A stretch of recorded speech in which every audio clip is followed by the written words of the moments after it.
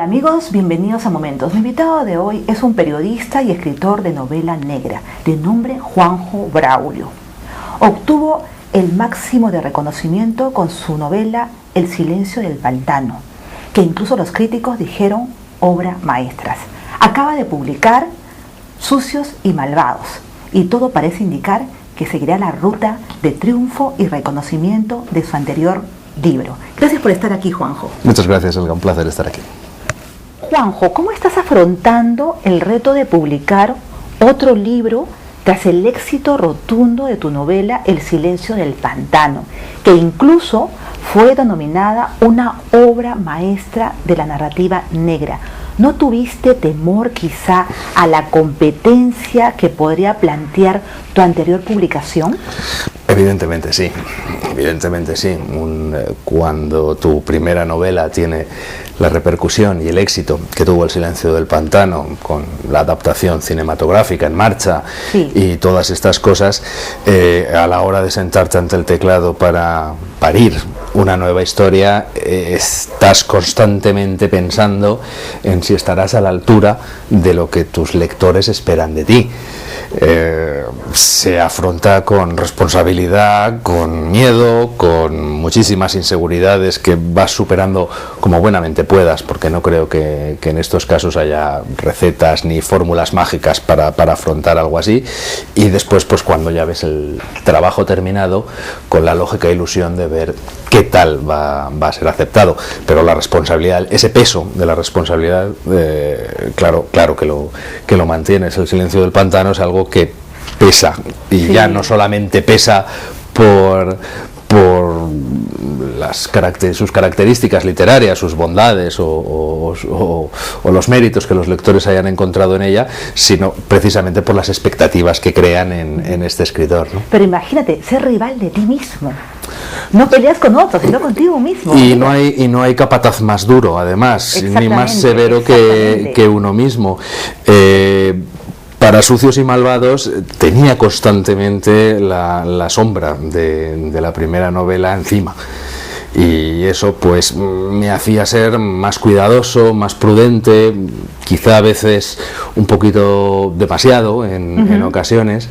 Este ha sido un trabajo que lo he corregido muchísimo, porque había que pulir muchas cosas, o yo consideraba que había que pulir muchas cosas, hasta que llegó un momento, no recuerdo qué escritor decía, que tú no terminas una obra, sino que la obra te abandona a ti, y llega un momento que ya dices, creo que ya no la puedo tocar más, porque en algún momento debo parar.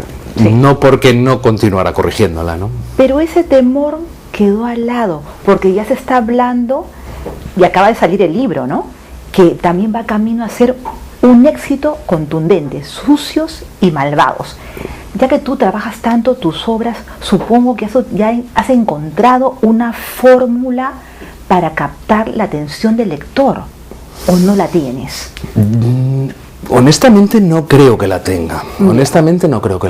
Evidentemente hay trucos. En la literatura, en la narración, hay trucos para atrapar al lector, pero no deja de ser técnica. Y la técnica por sí misma no funciona. Es decir, pondré un ejemplo que se entenderá mejor. Cualquier programa de reproducción musical, de composición musical, reproduce una partitura con exactitud matemática. Ya. Cualquiera. Sin embargo, no te va a provocar la misma emoción esa partitura, pongamos por caso una partitura para guitarra, que la interpretara un ordenador, y la interpretaría de manera perfecta, con el tempo, cada nota, cada silencio, cada acento estaría en su sitio, y no te provocaría la misma emoción que la misma partitura o la misma pieza interpretada por Paco de Lucía. Ah, por supuesto. Evidentemente no, y probablemente Paco de Lucía cometería pequeñas imperfecciones, pequeños fallos, pero sin embargo, muy humano. Claro, es precisamente esa humanidad, ¿no? Con la literatura, con las historias pasa lo mismo. Tú puedes ser un gran narrador técnicamente hablando, ¿no? Es decir, los diálogos, las tramas, las subtramas, es decir, que todo encaje y que sea perfecto, pero lo que convierte eso en una obra de arte es precisamente las imperfecciones del artista, ¿no? Con lo cual, a la hora de atrapar al lector, pues hay más o menos trucos, ¿no? Es decir, el sexo, la violencia, es decir, son temas que atraen desde que el mundo es mundo. De hecho, solo hay que ver un poco la historia de la humanidad y las primeras historias que nos contamos unos a otros. A mí me gusta bromear diciendo que una de las primeras narraciones de la historia escrita es la historia de un asesinato. Cuando en el mundo solo había 4 personas, Adán, Eva, Caín y Abel, uno de ellos mató a otro. Es una historia negra policíaca que termina enseguida, porque como el detective es Dios, enseguida resuelve el asesinato. Enseguida resuelve el asesinato. El misterio de escasos segundos, ¿no? Es un misterio que dura muy poco tiempo, ¿no? Pero es una de nuestras primeras historias, ¿no? Y de ahí que evidentemente tenga esa capacidad de atracción. La manera de atrapar al lector, yo creo que depende de tantísimas cosas y que creo que la fórmula no se la sabe nadie, porque a pesar de que es repetida y ensayada una y otra vez, exactamente nadie da con ella. El escenario vuelve a ser Valencia e insistes también en ahondar el lado oscuro de sus habitantes, tocando temas tan actuales como la justicia, el sexo, el poder y la violencia contra las mujeres. Temas que no le son ajenos al resto de seres humanos o sociedades de otros sitios. Pero vamos por partes, Juanjo. Quiero que reflexiones sobre estos puntos mezclando realidad y ficción. Por ejemplo, ¿a qué conclusiones has arribado respecto a la justicia? ¿Es una utopía? ¿Estamos más lejos de alcanzarla? Es quizá la pregunta que supuso el motor narrativo de la historia. Cuando la historia de Sucios y Malvados surge en el momento en que yo me empiezo a plantear una pregunta que se ha hecho desde que el mundo es mundo. Es decir, ¿cuándo es justa la justicia? Los sistemas penales, jurídico-penales del mundo civilizado, al menos del mundo civilizado, entienden, o si nos ponemos en el caso español más específicamente, pero bueno, es extrapolable a casi cualquier parte, indican que la pena tiene que cumplir 3 funciones. Una es apartar al elemento peligroso de la sociedad para que no haga más daño. La segunda es reinsertar a ese elemento en la sociedad una vez haya cumplido su condena. Y la tercera es la reparación del daño causado. Eso es muy complicado. A partir de ahí es donde la línea empieza entre bien y el mal empieza a hacerse borrosa. Pongamos un ejemplo. En la Comunidad Valenciana hace muchos años vivimos un episodio negro, una de las peores historias, que fue el secuestro y asesinato de las 3 niñas de Alcácer. Fue un caso que superó las fronteras de la Comunidad Valenciana, fue un gran caso.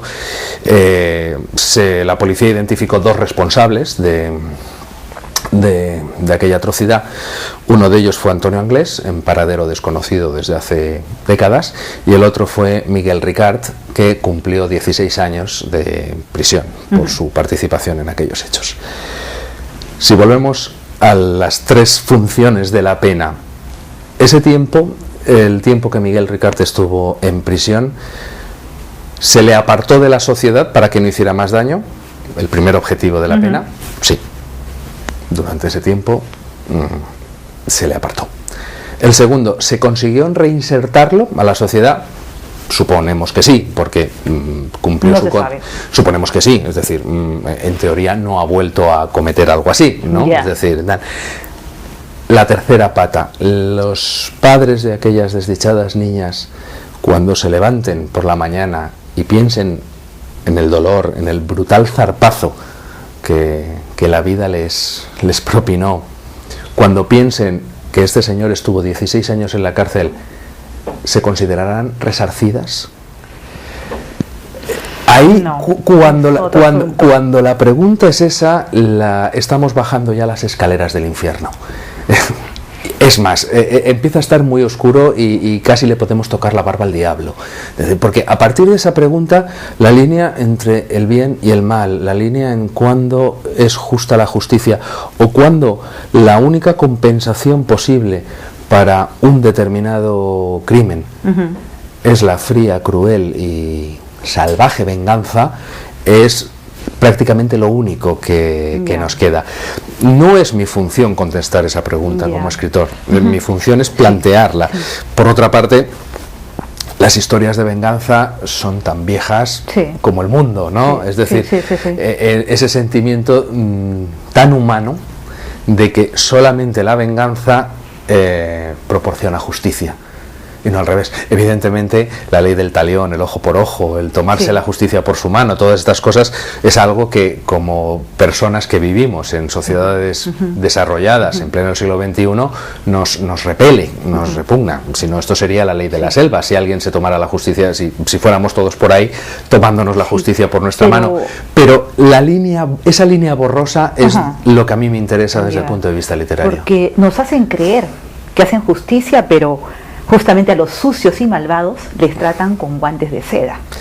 O al menos no he planteado yo en Sucios y Malvados, no he planteado yo el problema de la impunidad, que ese es otro tema, ¿no? Ese es otro tema, sino que la historia está narrada desde el punto de vista del resarcimiento de las víctimas, es decir, cómo un determinado grupo de personas encuentran la paz, encuentran el consuelo después de haber sufrido algo especialmente grave, ¿no? El tema que tú comentas, Elga, en esos casos, esto de la justicia para ricos o para pobres, para poderosos o para los que no lo son, eso es otro debate yo ponía, colateral, quizá, pero no exactamente el mismo. Sucios y malvados como para resaltar esta gente que nunca, pues, que siempre se escapa, ¿no? Como pasa tanto en nuestros territorios.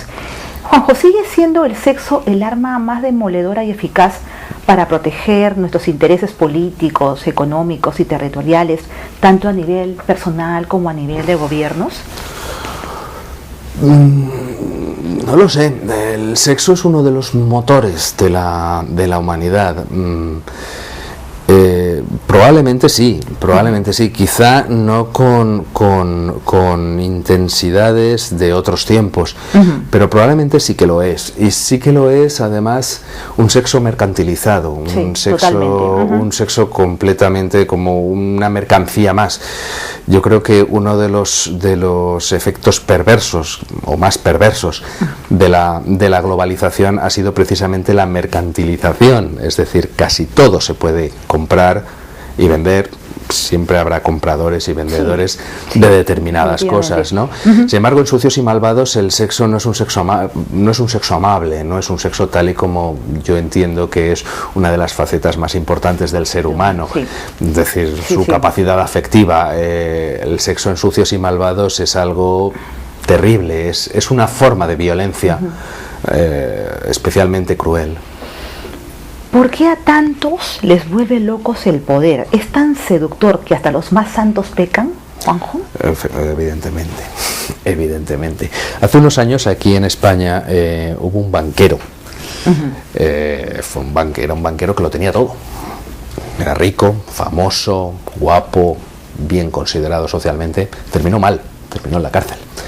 Y terminó en la cárcel porque, a pesar de que tenía todo aquel poder económico, ambicionó además un poder que no podía comprar con dinero, que era el poder político. Y esa sensación debe ser embriagadora, ¿no? Es decir, es tan embriagadora, es una droga, probablemente una de las más potentes que el ser humano ha inventado jamás, que es la capacidad de dominio sobre otros, que otros hagan lo que tú quieres. Esa, no hay más que ver cómo los políticos se aferran a los cargos de la manera que lo hacen, es decir, el poder tiene ese veneno en su interior que incluso los más íntegros. Sí, exactamente eso. Gente que no podíamos imaginar que pudiera caer en esas redes, ¿no? Efectivamente, incluso los más íntegros terminan al final arrastrados si no se saben retirar a tiempo. También sería injusto decir que todos los políticos o que toda la gente con responsabilidad son per se corruptos, ¿no? Pero ese riesgo existe y ese riesgo es muy difícil de gestionar. La única manera que hasta ahora se nos ha ocurrido es mediante un sistema de muchos contrapesos en los poderes públicos, de que unos se vigilen a los otros, muchos, para que nadie tenga la tentación, y aún así pasa lo que pasa en España y en América Latina, pues muchísimo. ¿Para qué contar? ¿Para qué contar? No quiero destripar la novela, pero tampoco obligarte a hablar más de la cuenta de ella. Sin embargo, ¿qué tienen que ver o cómo se relaciona un grupo de prostitutas que acuden a rezar a la Virgen de las Rameras en un edificio abandonado, un músico que jamás ha logrado superar el secuestro que sufrió cuando era niño, un abogado sin escrúpulos, un notario con oscuros gustos sexuales, un contenedor de transporte marítimo con un siniestro contenido, un hombre que aparece ahorcado en un lugar exacto donde estuvo hace siglos la entrada al barrio de los burdeles? ¿Todo este entramado está basado en algunos hechos reales o es pura imaginación tuya, Juanjo? He sido durante más de 20 años periodista y creo que como escritor todavía me pesa mucho la mochila de ser periodista. Ya. Eso quiere decir que yo para mis historias necesito sujetarme sobre algo, sujetarme normalmente sobre la realidad. Y siendo escritor de novela negra entiendo que de la realidad de lo que me rodea, de mi entorno. A la pregunta de cuándo es justa la justicia, que fue el motor narrativo, empezaron a surgirle pequeños afluentes de la realidad que cuando la ves en conjunto te golpea como un puñetazo en la cara. Esta realidad hace referencia, por ejemplo, a una de las lacras que estamos padeciendo en España. No es un fenómeno exclusivamente español, es extrapolable a todo el mundo, pero en España es especialmente preocupante, como es la violencia contra las mujeres. Sí. Fue a partir del año 96-97 aproximadamente cuando se empezó aquí en España a llevar un registro de mujeres asesinadas por sus maridos o sus parejas. Hasta ese momento, cada vez que se producía un crimen de esas características, no se apuntaba en ninguna lista especial. En las estadísticas policiales y judiciales simplemente pues, se calificaba como crimen pasional, pero no como violencia de género. Desde entonces hasta ahora han pasado 20 años y la violencia de género ya se ha cobrado más víctimas que las que se cobró el terrorismo de ETA. Es una especie de terrorismo blando. Me gusta decir, si se me permite la broma macabra, que es como comerse un yogur de cianuro a cucharaditas, poco a poco. No parece que nos mate, porque la cantidad es pequeña y no es espectacular, es decir, no hay bombas que estallan, no hay coches bombas que estallan, no hay tiros en la nuca como padecimos durante los 80 y mediados de los 90, pero es una especie de terrorismo blando. A eso hay que sumar otro dato, este no me lo he inventado, este es real, son datos del año 2015, en el cual dice que los españoles gastaron 550 millones de euros en entradas de cine y más de 3.200 millones de euros en sexo pagado, en prostitución. ¿Eso ante qué nos pone? Nos pone ante una cara de la sociedad, nos pone ante nosotros mismos, ante un monstruo. Esta sociedad es así, se gasta más en prostíbulos que en ir al cine. Y estos no son datos que me haya inventado yo, estos datos existen y los reconoce el propio gobierno como tal. Solamente en la ciudad de Valencia se han registrado que hay 1.650 mujeres que ejercen la prostitución Es una ciudad de menos de 1 millón de habitantes. Es una auténtica barbaridad. Es sorprendente. Y los servicios sociales calculan que más de la mitad de ellas lo hacen a la fuerza.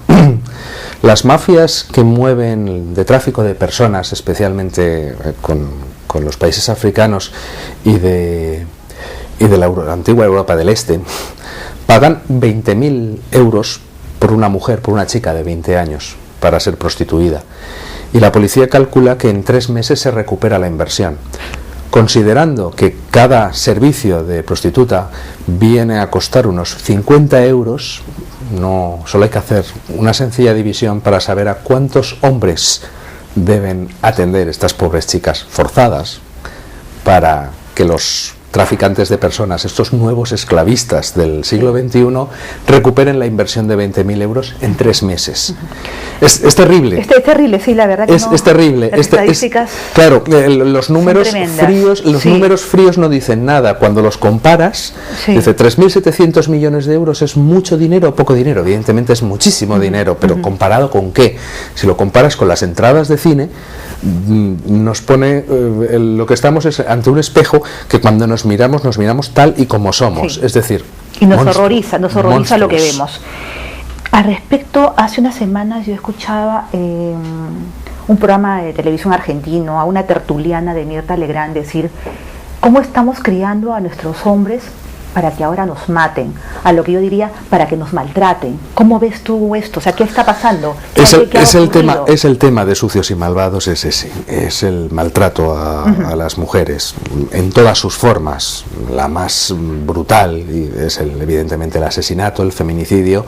En España es un problema, en otros países del mundo es incluso mayor, ¿no? Ahí está el caso de Ciudad Juárez en México con la cantidad de feminicidios que se han producido. Ese es uno de los temas. Pero hay otras maneras de esa violencia. La violencia, sí. Incluso hay una violencia ancestral que utilizamos en el lenguaje y lo utilizamos con una frivolidad que cuando lo piensas de cerca asusta.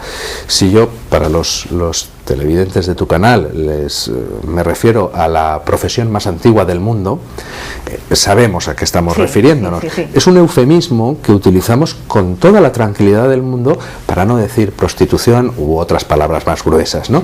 Sin embargo, si lo piensas bien, en la historia de la humanidad, cuando la mujer pudo ser otra cosa que no fuera ser madre, pues hemos decidido que fue prostituta. Una cosa o la otra, no hay otro camino. Claro, es terrible. Sí. Es terrible. Y sin embargo utilizamos esa expresión, bueno, ya sabes, se dedica a la profesión más antigua del mundo, como una manera suave de definir algo terrible. De algo terrible. No digo yo que no haya, porque tampoco era mi función ni mi objetivo con Sucios y Malvados abrir una novela sobre otro debate probablemente sin solución, como es si la prostitución debe legalizarse o no, porque con las personas de servicios sociales que me han ayudado, que yo he consultado para escribir la novela, todos llegaban a la misma conclusión: si hay prostitución no es porque hay prostitutas, es porque hay clientes. Y esos clientes, ¿cómo se arregla eso? Supongo que con educación, como se arregla casi todo, ¿no? Casi es decir, todo. como casi todo se arregla. Vamos a una revisión total en esta sociedad. Roma Besalduch es tu personaje principal, una inspectora que deberá resolver el puzzle que plantea tu novela. ¿En quién pensaste cuando le diste forma? ¿Lograste todo lo que te proponías dándole vida? Creo que sí, aunque ese juicio no me corresponde a mí, sino corresponde a los lectores, pero si sirve de algo el mío, yo diría que sí.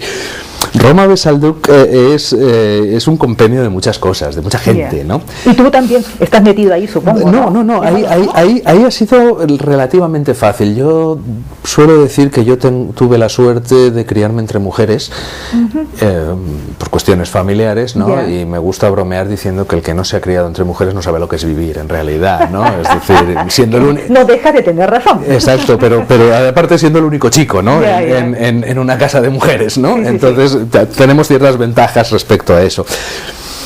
Era más bien, Roma Besalduch surge de las mujeres de mi entorno. Yo nací en los 70 y yo pertenezco a una generación que desde el punto de vista social, nos hemos feminizado bastante bien. Los hombres me refiero, ¿no? Es decir, los hombres de mi entorno, de mi generación, pues cambiamos pañales, mal, pero los cambiamos, o hacemos lo que podemos, planchamos camisas, es decir, hemos accedido a esas tareas, ¿no? A esas tareas, exacto, a esas tareas de una manera que la generación anterior a la nuestra no hubiese podido. Es decir, no, mi padre es incapaz, el hombre, de plancharse una camisa, no porque no quisiera. No porque no quisiera, sino porque se le educó de una determinada manera y se le crearon unas determinadas barreras, ¿no? Claro. Es decir, lo cual, pues... Cosas de chicos, cosas de chicas. Cosas de chicos, cosas de chicas. Sí. Mi generación, ¿no? Los que estamos en los 40 aproximadamente, eso lo hemos asumido de otra manera. Con mayor normalidad. Con mayor normalidad. ¿Qué ha ocurrido con las mujeres de mi generación, ¿no? Es decir, ha sido un grandísimo salto, se han incorporado al mundo laboral de una manera mucho más efectiva y potente, y sin embargo, pues tanto mis hermanas, mis amigas, mis familiares femeninas, especialmente cuando tienen hijos, como que se autoexigen a sí mismas ser no ya mujeres, sino supermujeres. Es decir, han de ser buenas madres, buenas profesionales, seguir entrando en la talla 38, apuntarse a hablar inglés, hacer pilates, presente, ¿no? Tener un grupo de amigas, viajar, es decir, de una manera que es una autoexigencia, ¿no? Es decir, una autoexigencia que a mí me asombra a la vez que me maravilla, porque yo honestamente no sería capaz de todas esas cosas, ¿no? Es decir, y sin embargo, lo que hablábamos antes de que no hay peor capataz que uno mismo, ¿no? Es decir, yo puedo. Esa generación de mujeres, ¿no? Que están ahora entre los 35 y los 45 son casi supermujeres, o pretenden serlo, ¿no? Me imagino que algunas con más fortuna que otras, indudablemente, como ocurre en la vida. Como ocurre con cualquier cosa, ¿no? Entonces, si yo cogía ese perfil de mujer en sus 40 y la ubicaba en un sitio tradicionalmente de hombres, como es la policía, y no cualquier parte de la policía, sino además el grupo de homicidios, como que tenía un punto más de interés literario para intentar pintar y además a la vez hacer un homenaje a esa generación, ¿no? A esta generación que con sus dudas, con sus miedos, con sus fracasos también, ¿no? Con sus pequeños fracasos también, ¿no? Es decir, Roma Besaldu, que es una policía que mientras está levantando el cadáver con un juez que están haciendo un levantamiento de un cadáver, de un asesinato especialmente brutal, especialmente sanguinario y tal, no solamente tiene que prestar su atención a eso, lo cual para cualquiera ya sería algo terrible, algo terrible. Además es que está pensando que en cuanto salga de allí tiene que pasar por la tienda de disfraces porque su hija al día siguiente tiene festival en el colegio y tiene que llevarla y no sabe si va a llegar porque la tiene que recoger después. Es decir, esa fascinante capacidad que tenéis las mujeres de hacer estar en muchas cosas, de estar tantas cosas a la vez, y que los hombres habitualmente no tenemos, ¿no? Esa capacidad y nuestra completa incapacidad para distinguir entre el rojo teja y el rojo caldera, que es un completo misterio para mí, porque son distintos. ¿Por qué lo que quieres contar siempre encuentra como vehículo este género literario que manejas con tanta genialidad? ¿Qué te aporta? ¿La novela negra? Sí. Pues porque pienso que es la mejor manera de bajar al infierno con seguridad. ¿Seguridad controlada? Claro. La novela negra te permite bajar al infierno. Sí. Y conforme vas bajando tramos de esas escaleras, ¿no? Y cada vez está más oscuro y cada vez huele más a azufre y cada vez asusta más, la novela negra te permite en un determinado momento pues encender la luz y ver que es cartón piedra y que la sangre es de mentira y que el señor que tú pensabas que era el diablo en realidad es tu vecino, el del cuarto, ¿no? Entonces como que da más seguridad. Yo pienso que es la mejor manera, al menos mientras me sigan surgiendo historias de este tipo, ¿no? Es decir, de qué manera podemos exorcizar nuestros demonios como sociedad, como como colectivo, ¿no? Pues sí, esto es de una manera en conjunto. Claro, y esto es una manera segura es una manera segura de hacerlo, ¿no? Es decir, porque a fin de cuentas, como decía antes, sigo siendo muy periodista y menos escritor de lo que me gustaría, ¿no? Pero el viejo axioma del periodismo que decía que el buen periodismo es aquel que forma, informa y entretiene. Sí. Y entonces, por eso yo escribo los libros de esta manera, ¿no? Que decir, a mí los libros que me gustan son aquellos que forman, informan y entretienen. Y si de paso te dejo alguna duda respecto al mundo, ¿no? El decir, bueno, pues ya no lo tengo tan claro, ya no es tan blanco, tan negro como yo pensaba que era.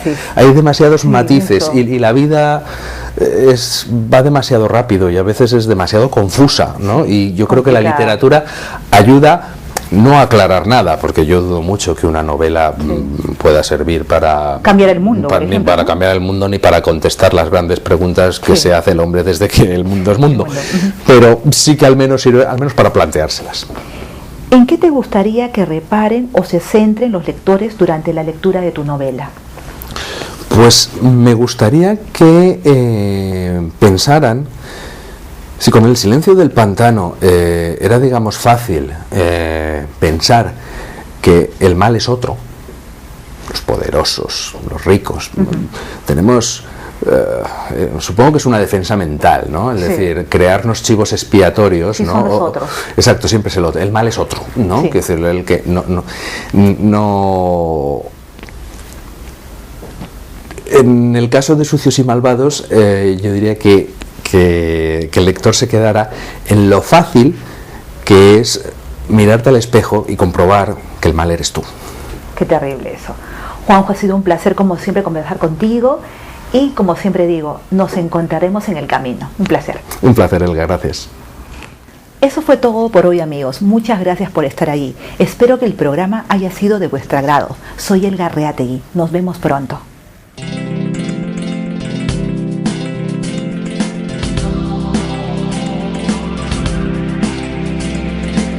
Si alguien te dice que existen verdades eternas, hombres infalibles,